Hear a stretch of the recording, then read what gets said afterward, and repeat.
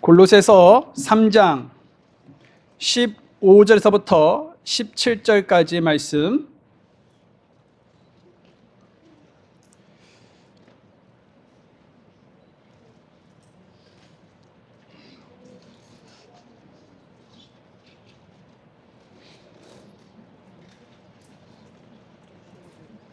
다 같이 골로새서 3장 15절에서부터 17절까지 말씀 읽겠습니다. 시작. 하나님의 평강이 너희 마음 안에서 다스리게 하고 또 너희가 이 평강에 이르도록 한 몸 안으로 부르심을 받았으니 너희는 감사하는 자가 되라. 그리스도의 말씀이 모든 지혜로 너희 안에 풍성하게 거하게 하여 시와 찬송가와 영적인 노래로 서로를 가르치고 훈계하며 너희 마음속에서 은혜로 주께 노래하라. 또 너희가 말해나 이래나 무엇을 하든지 모든 것을 주 예수님의 이름으로 하고 그분으로 인해 하나님 곧 아버지께 감사를 드리라. 아멘. 오늘은 감사하는 자가 되라라는 제목으로 말씀을 전하겠습니다. 15절 하반부에 보면 너희는 감사하는 자가 되라고 말씀하고 있죠. 그래서 오늘은 감사하는 자가 되라라는 말씀 주제로 말씀을 나누도록 하겠습니다. 울리는 종이 있죠. 이 울리는 이 종은요, 이 울리기 전까지는 그 종이 아름다운지 아닌지 알 수가 없다라는 것입니다. 또 악기 또한 마찬가지죠. 악기 또한 여러분 연주되기 전까지는 그 악기가 가지고 있는, 지니고 있는 그런 아름다움을 느낄 수가 없다라는 것입니다. 사랑도 마찬가지죠. 사랑은 여러분 표현되기 전까지는 진정으로 그 사랑을 알 수가 없다라는 것입니다. 물론 여러분 이 사랑은요, 언어로 표현하지 않아도 어느 정도는 느낄 수는 있죠. 우리는 느낌으로, 마음의 떨림으로, 그리고 감정으로, 여러분 그 굳이 말하지 않아도 이 상대방의 마음을 어느 정도는 우리는 짐작을 할 수는 있다는 것입니다. 하지만 여러분 이 언어로 정확하게 표현되지 않은 그런 마음을 온전히 알아맞히는 것은 정말 어렵다라는 것이죠. 표현하지 않으면 이 서로의 감정을 정확하게 알 수가 없다라는 것입니다. 이러한 여러분 이유로요, 수많은 이 사랑이 짝사랑으로 끝나버린다는 것이죠. 서로의 마음을 확인하지 못하고 표현하지 않았기 때문에 아름다운 그러한 결실을 맺지 못하게 된다라는 것입니다. 결혼이란 그래서 사랑을 말로 표현하고 확인한 사람들에게 주어진 선물이라 할 수가 있다라는 것이죠. 아무리 여러분 깊은 사랑을 한다 해도 말로 표현하지 않고 서로의 사랑을 확인해 주지 않는다면 결혼이라는 그런 귀한 열매를 맺을 수가 없다라는 것입니다. 사랑뿐만 아니라 감사도 마찬가지죠. 우리가 누군가의 그런 도움을 받고 은혜를 입었을 때 진심으로 감사한 마음이 든다면 그 마음은 어떻게 할까요? 표현해야 한다는 것입니다. 왜냐? 표현하지 않은 그런 감사는요, 상대방에게 전혀 전달되지 않기 때문에 그렇다라는 것이죠. 우리는 여러분 마음으로 충분히 고마워할 수 있습니다. 참 고맙다, 참 감사하다라고 느낄 수 있습니다. 하지만 여러분 그 마음이요, 입술을 통해 또는 행동을 통해 표현되지 않는다면 그 감사는 상대방에게 결코 전해지지가 않는다라는 것이죠. 그래서 여러분 감사는요, 이 느낌이 아니라 표현이다라는 것입니다. 표현. 우리는 종종 이 마음으로는 감사하면서도요, 이런 생각을 하기도 하죠. 아니 굳이 이것을 말로 감사를 표현해야 하나? 표현하지 않아도 알아주겠지 라고 생각을 한다는 것입니다. 그러나 아니라는 것이죠. 감사는 여러분 표현할 때에 온전한 그런 감사가 된다는 것입니다. 감사는 여러분 마음에만 머물러서는 안 되는 것이죠. 마음에만 머무는 감사는 반쪽짜리 감사다라는 것입니다. 그래서 여러분 감사를 표현해야 하는 것이죠. 여러분 이 고맙습니다, 이 감사합니다라는 이 짧은 한마디가 상대방에게 얼마나 기쁨을 주는지 아십니까? 그리고 여러분 우리 자신에게는요 작은 행복도 준다라는 것입니다. 여러분 생각해 보십시오. 여러분이 이 누군가에게 작은 도움과 이런 배려를 했을 때 진심 어린 고맙습니다, 감사합니다라는 말을 들으면 얼마나 여러분 기쁩니까? 그 기쁨은요 말로 표현할 수가 없다라는 것이죠. 그 정도로 여러분 우리는요 우리 마음을 따뜻하게 만들고요 또 더 베풀고 싶은 마음을 가질 수 있는 것이 바로 감사합니다, 고맙습니다 라는 표현이다라는 것입니다. 그래서 여러분 누군가 이 여러분에게 작은 친절을 베풀었을 때 우리는요 그저 이 고개만 까딱거리는 것이 아니라 또 짧게 네 하면서 그냥 지나치는 것이 아니라 그런 작은 친절이라도 진심을 담아서 어떻게 해야 할까요? 감사합니다, 고맙습니다 라고 표현하고 말해야 한다라는 것입니다. 그 한마디가 상대방에게는요 큰 기쁨이 된다라는 것이죠. 자, 여러분 오늘 본문 15절 하반부에 보니까요 너희는 감사하는 자가 되라라고 말씀하고 있습니다. 이 말씀은요 여러분 무엇일까요? 단순한 조언일까요? 여러분 이것은요 하나님의 확고한 명령이다라는 것입니다. 명령, 감사하는 자가 되라라는 것이요. 하나님은 우리에게 감사하면 좋겠다? 혹은 감사할 수 있으면 해보아라 라고 권유하지 않으셨습니다. 하나님은 분명하고 단호하게 말씀하셨습니다. 또한 명령하셨죠. 너희는 감사하는 자가 되라고 말입니다. 우리는 명령과 이런 조언을 구별할 줄 알아야 합니다. 조언은요 여러분 이 받아들일 수도 있고 거절할 수도 있죠. 조언은. 그러나 명령은 어떻습니까? 다르다는 것입니다. 명령은 어떻습니까? 반드시 순종해야 한다는 것입니다. 하나님의 명령 앞에서 왜 그렇게 해야 합니까? 라고 묻거나 저 지금 감사할 기분이 아닙니다 라고 말할 수가 없다는 것입니다. 명령 앞에는 오직 뭐만 있다고요? 순종만 있다라는 것입니다. 순종만. 그래서 여러분 우리는요 날마다 어떻게 해야 돼요? 감사하는 자가 되어야 한다라는 것이죠. 우리는 감사할 일이 있을 때에만 감사하고 감사할 일이 없을 때는 감사하지 않는 사람이 되어서는 안 된다라는 것입니다. 여러분 우리 수양의 주제가 무엇입니까? 모든 일에 감사라고 했죠. 예, 데살로니가 전서 5장 18절 말씀은요 우리에게 모든 일에 감사하라라고 분명히 말씀하고 명령하고 있다라는 것입니다. 좋은 일이 있을 때뿐만 아니라 어렵고 힘든 상황 속에서도 그리고 이해되지 않는 그런 고난 속에서도 우리는 모든 일에 감사하는 자가 되어야 한다라는 것이죠. 그럼 여러분 이 감사하는 자가 되었을 때에 우리가 경험하는 것은 무엇일까라는 것입니다. 그건 바로 하나님의 평강이다라는 것입니다. 하나님의 평강이 우리에게 주어진다라는 것이죠. 여러분 오늘 본문 15절 말씀 다 같이 다시 한번 읽어보겠습니다. 시작. 하나님의 평강이 너희 마음 안에서 다스리게 하고 또 너희가 이 평강에 이르도록 한 몸 안으로 부르심을 받았나니 너희는 감사하는 자가 되라. 여러분 이 말씀은요 우리에게 이 감사 평강이 얼마나 밀접하게 연결되어 있는지를 분명히 보여주는 말씀이죠. 감사는요 하나님께서 주시는 그런 평강을 누릴 수 있도록 우리 마음을 열어주는 그런 중요한 요소가 된다라는 것입니다. 우리의 마음이 이 감사로 가득 찰 때 평강은요 자연스럽게 그 자리를 차지하게 된다라는 것이죠. 그래서 우리는요 진정한 그런 평강을 누리기 위해서 먼저 이 감사하는 자가 되어야 한다라는 것입니다. 우리가 감사하는 자가 될 때 우리는요 비로소 이 평강의 사람이 될 수가 있는 것이다라는 것이죠. 감사의 마음을 가질 때 우리는 진정으로 이 평강을 누릴 수 있는 사람이 될 수가 있다라는 것입니다. 빌립보서 4장 6절에서부터 7절은요 이 감사가 마음의 평강을 가져다 준다라고 말해주고 있는데요. 여러분 한번 찾아볼까요?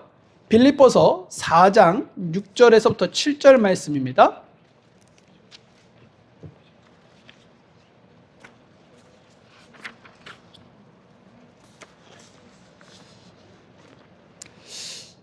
빌립보서 4장 6절에서부터 7절 말씀입니다.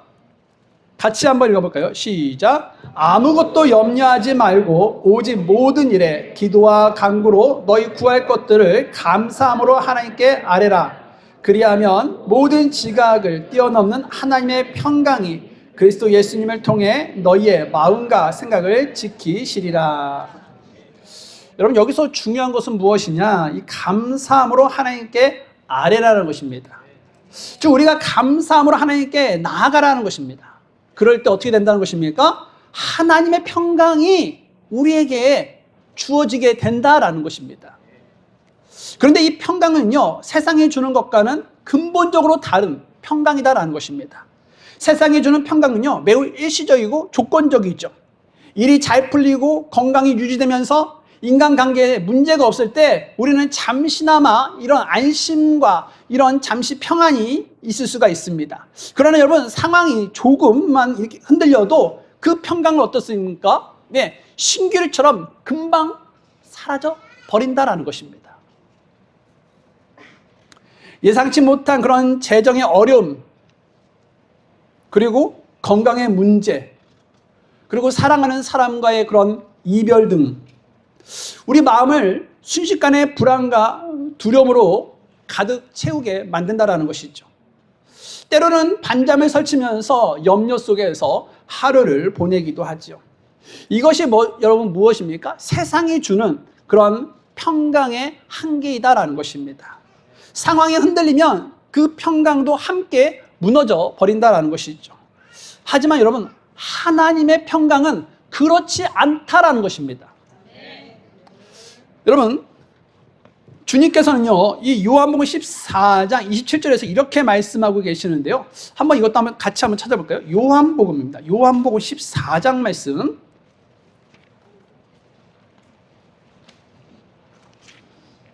요한복음 14장 27절 말씀입니다. 요한복음 14장 27절 말씀 같이 읽겠습니다. 시작. 내가 너희에게 평안을 남기노니 곧 나의 평안을 너희에게 주노라. 내가 너희에게 주는 것은 세상이 주는 것과 같지 아니하니라. 너희는 마음에 근심하지도 말고 두려워하지도 말라. 하나님의 평강은요, 이 세상이 주는 것과는 같지 않다라는 것입니다. 그래서 이 하나님의 평강은요, 결코 흔들리지 않는 평강이다라는 것이죠. 그 평강은요, 외적인 환경이나 조건에 좌우되지 않는 평강이다라는 것입니다. 환난 가운데서도 두려움이 밀려올 때에도 그리스도 예수 안에 있는 자들은요, 경고의 그런 것들을 붙들어 주시고 인도해 주시는 그런 하나님의 평강이다라는 것입니다. 이것이 바로 빌립보서 4장 이 7절에서 말씀하시는 모든 지각에 뛰어넘는 평강이다라는 것입니다. 또한 사람의 이해를 뛰어넘는 그런 초자연적인 하나님의 은혜이다라는 것이죠. 우리가 여러분 아무리 애쓰고 노력해도요, 얻을 수 없는, 오직 하나님께서 우리에게 부어주실 수 있는 그런 선물이 바로 하나님께서 우리에게 주시는 그러한 평강이다라는 것입니다. 그래서 여러분, 어떤 상황에서도 우리는요, 하나님께 감사함으로 나아가야 한다라는 것입니다. 감사는요, 이 하나님의 평강으로 나아가는 통로인 것입니다. 감사하는 자에게 하나님은요, 세상이 주는 것과 같지 않은 그런 참된 평안을 허락해 주신다라는 것입니다. 자, 그럼 여러분, 우리가 이 감사를 어떻게 표현을 해야 할까라는 것입니다. 감사를 어떻게 표현할까? 감사하는 방법은 참으로 다양합니다. 하지만 여러분, 그 중에서도 가장 아름답고 강력한 표현 중에 하나가 바로 무엇이냐? 찬양이다라는 것입니다. 찬양. 여러분, 오늘 본문이 골로새서였습니다. 골로새서로 한번 돌아가세요. 골로새서 3장으로 한번 돌아가 보시면 이런 말씀이 적혀 있습니다. 골로새서 3장 16절 말씀인데요. 다 같이 골로새서 3장 16절 말씀 읽겠습니다. 시작. 그리스도의 말씀이 모든 시와 찬송가와 영적인 노래로 서로를 가르치고 훈계하며 너희 마음속에서 은혜로 주께 노래하라. 여러분, 감사는요, 이 단지 감사합니다라는 말로 끝나는 것이 아니다라는 것이죠. 진정한 감사는요, 우리의 마음이 하나님의 은혜로 가득 찰 때 그 감격과 기쁨이 자연스럽게 어떻게 돼요? 네, 찬양으로 흘러 나온다라는 것입니다. 찬양은 여러분, 이 하나님의 크심과 선하심과 또한 위대하심을 선포하는 그런 거룩한 행위인 것이죠. 우리는 찬양을 통해 하나님께서 우리의 삶 가운데 그런 행하신 그런 놀라운 일들을 기억하면서 주님의 이름을 높이면서 영광을 돌린다라는 것입니다. 여러분 한번 생각해 보십시오. 하나님께서는요, 우리에게 얼마나 많은 은혜를 베푸셨습니까? 우리를 죄와 사망에서 건져주시고, 또 여러분 위험 속에서도 우리를 보호해 주시고, 또 넘어질 때마다 어떻게 해주십니까? 다시 일으켜 세우시죠. 또 잘못된 길을 갈 때마다 그 길은 아니야 하면서 바른 길로 인도해 주신다라는 것입니다. 여러분, 우리가 이런 은혜를 받았다라는 것입니다. 여러분, 우리가 이러한 은혜를 잊지 않고 마음에 새길 때에 우리 마음은요, 자연스럽게 무엇으로 충만해집니까? 감사로 충만해진다라는 것입니다. 그리고 그 감사는요, 무엇으로 표현되냐? 찬양으로 표현된다라는 것입니다. 그렇다면 여러분, 우리는 어떤 방식으로 찬양을 해야 할까라는 것입니다. 방금 읽었던 말씀에서 찬양의 세 가지 형태를 제시해주고 있다는 것입니다. 바로 시와 찬송가와 영적인 노래이다라는 것이죠. 첫 번째 이 시입니다. 시는요, 이 하나님의 은혜를 시적인 그런 언어로 표현한 것이다라는 것이죠. 우리는 이런 것들을 시편에서 볼 수 있죠. 네, 그렇듯이요, 감사 마음을 이런 시를 통해 우리는요, 깊은 감정과 이런 고백을 담아 하나님을 찬양할 수가 있다라는 것입니다. 두 번째 이 찬송가입니다. 찬송가는요, 이 멜로디와 이 가사가 어우러진 그런 노래이죠. 오늘날 우리가 이런 경배 시간에 부르는 이런 찬송가가 여기에 해당할 수가 있는 것입니다. 우리는 이런 가사와 멜로디가 어우러진 그런 노래로 우리의 마음과 그런 입술을 통해서 하나님을 찬양할 수가 있다라는 것입니다.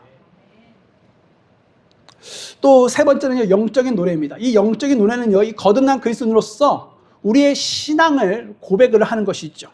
우리가 무엇을 믿고 누구를 경배하면서 또 어떤 소망을 품고 살아가는지 이런 것들요, 이 멜로디를 실어서 하나님께 올려드리는 것이다라는 것입니다. 이것이 바로 영적인 노래이다라는 것이죠. 여러분, 우리 하나님은요, 어떤 분이시냐? 여러분, 우리가 노래를 잘해야만 찬양을 받으시는 분이십니까? 그런 분이 아니시다라는 것입니다. 하나님은요, 우리의 무엇을 보시냐? 저처럼 잘생긴 외모를 보시는 것이 아니라 마음을 보신다라는 것입니다. 우리가 감사하는 마음으로 진심을 담아 찬양할 때 여러분, 하나님은요, 그 찬양을 기뻐 받으신다라는 것이죠. 그래서 나는 노래를 잘 못하는데 과연 하나님께서 나의 찬양을 기뻐하실까? 받아주실까? 라는 고민을 하실 필요가 없다라는 것입니다. 우리가 가수처럼 능숙하게 노래를 부르지 못해도요, 우리가 감사하는 마음으로 진심을 담아 찬양을 할 때 하나님은 그 찬양을 기뻐 받으신다라는 것입니다.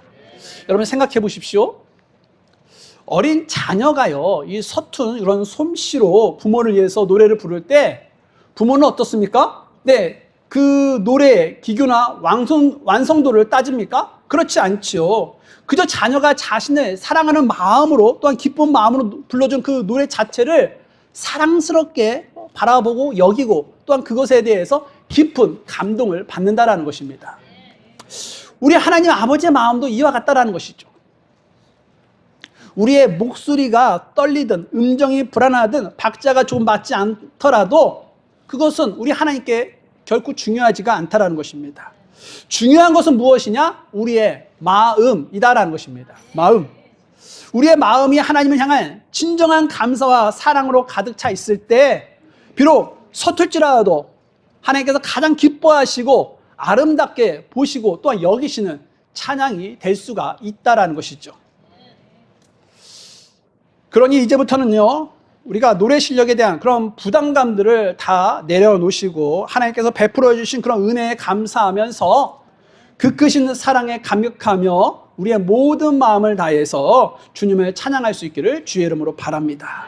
그 찬양이 바로 하나님이 보시기에 가장 아름다운 찬양이 될 것이다 라는 것이죠.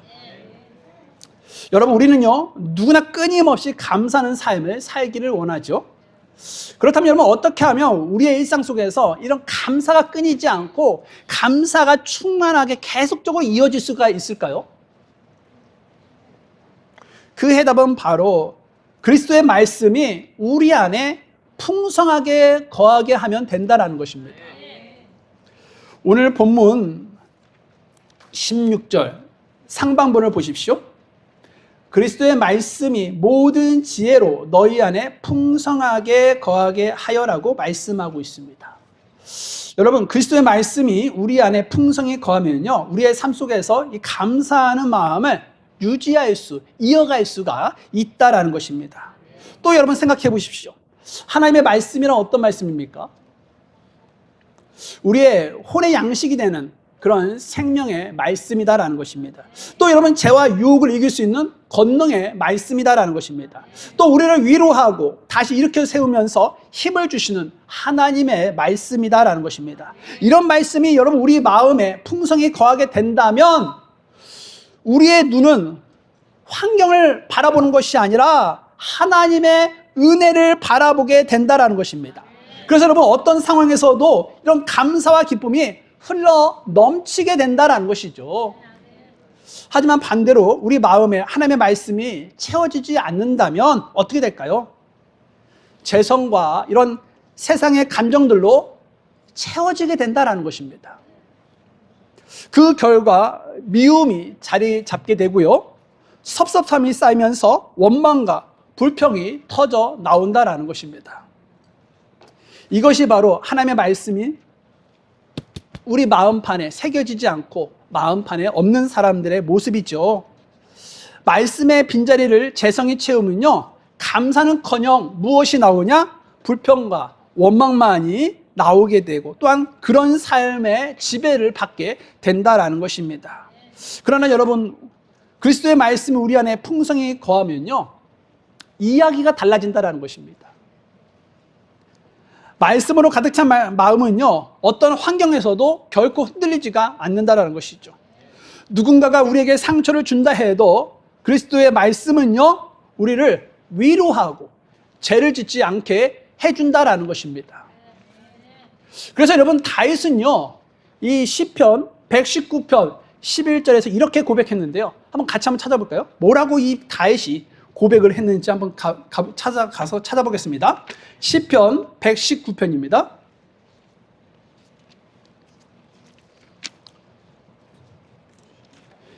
시편 119편 11절 말씀입니다. 시편 119편 11절 말씀 다 같이 읽겠습니다. 시작. 내가 주께 죄를 짓지 아니하려고 내가 주의 말씀. 다윗은요, 말씀을 마음속에 숨겼다라는 것입니다. 그렇게 했기에 죄를 이기고 하나님 앞에 감사하며 나아갈 수가 있었다라는 것이죠. 여러분, 우리도 이와 같이 말씀을요, 마음에 풍성히 거하게 할 때 제 유혹을 이기고 또 감사함으로 하나님께 나아갈 수가 있다라는 것입니다. 그렇다면 여러분, 어떻게 그리스도의 말씀을 우리 안에 풍성히 거하게 할 수 있을까라는 것입니다.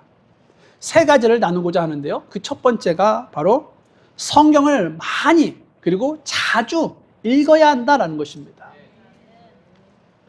그리스도의 말씀을 풍성히 거하게 하려면 하나님의 말씀인 그 성경을 꾸준히 읽어야 한다는 것입니다. 단 한 번 읽고 덮어두는 것으로는 여러분 부족하다는 것이죠. 반복해서 자주 읽을 때 말씀은요, 점점 더 우리 마음에 깊이 새겨지게 된다는 것이죠.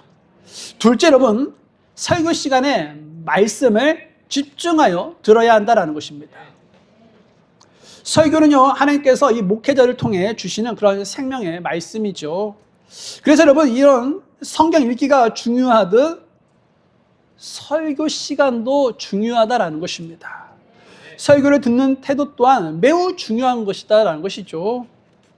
그런데 오늘날 많은 이런 성도님들 가운데 이런 말씀을 하시는 분들이 계십니다.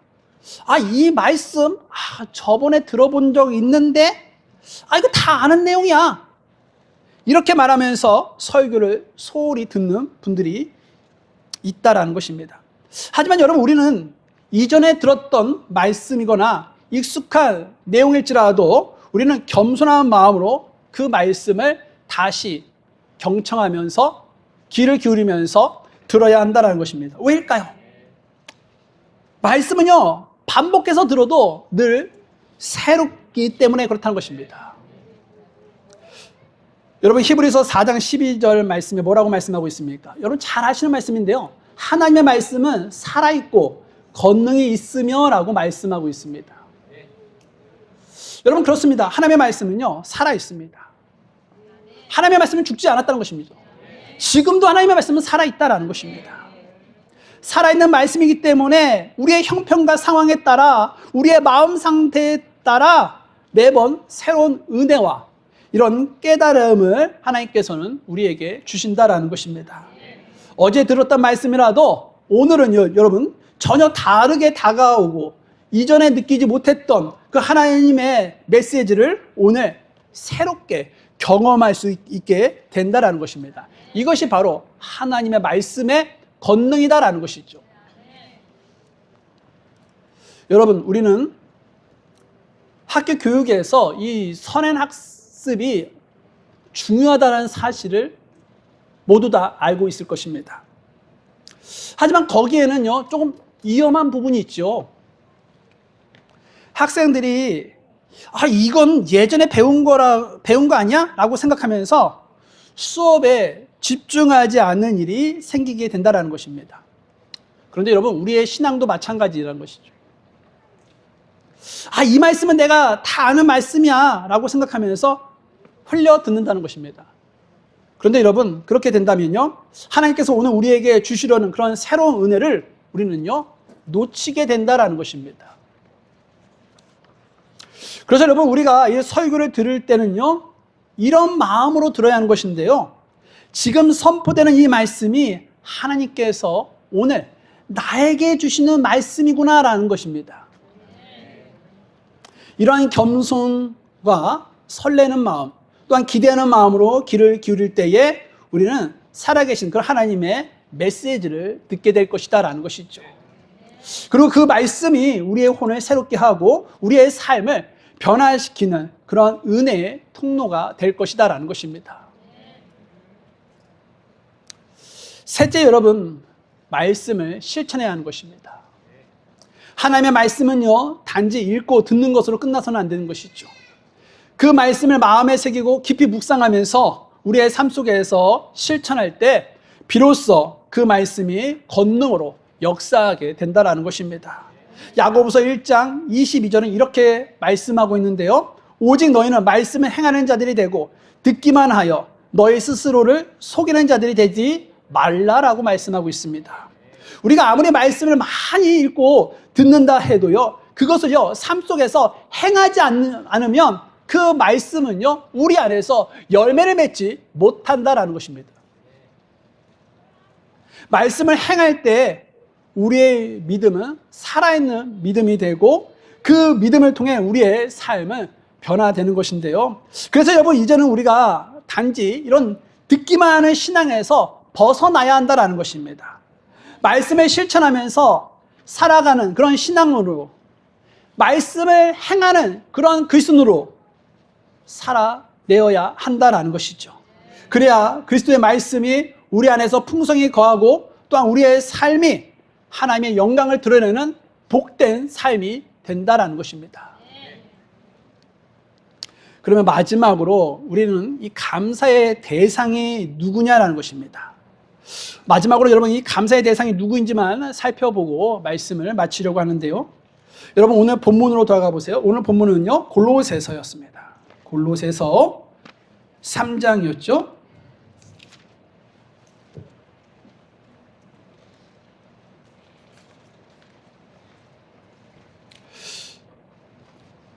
골로새서 3장 17절 말씀 다 같이 읽겠습니다. 시작. 또 너희가 말이나 이래나 무엇을 하든지 모든 것을 주 예수님의 이름으로 하고 그분으로 인해 하나님 곧 아버지께 감사를 드리라.